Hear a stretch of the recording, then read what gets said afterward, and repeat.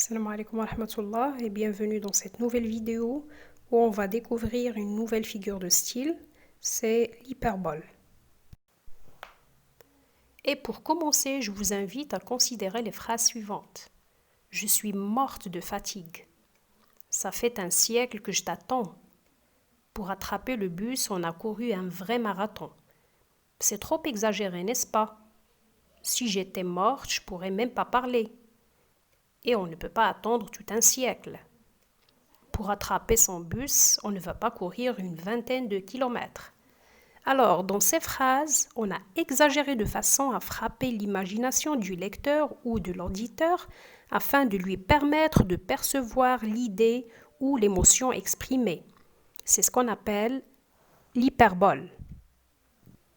Cette figure de style consiste à exagérer fortement la réalité.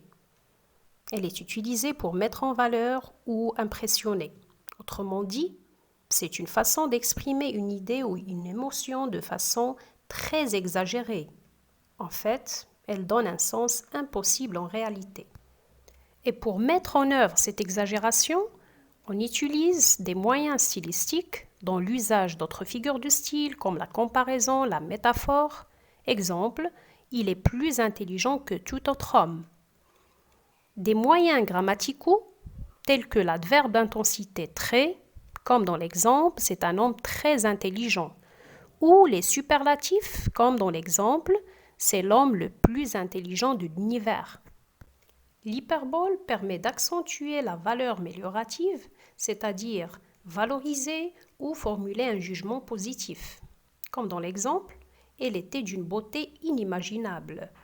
Ou la valeur péjorative, c'est-à-dire dévaloriser ou formuler un jugement négatif. Comme dans l'exemple, c'était une très vilaine créature, la plus laide qu'on eût jamais vue. Alors c'était un aperçu complet de l'hyperbole. Attendez-moi dans les prochaines vidéos avec de nouvelles figures de style. Au revoir.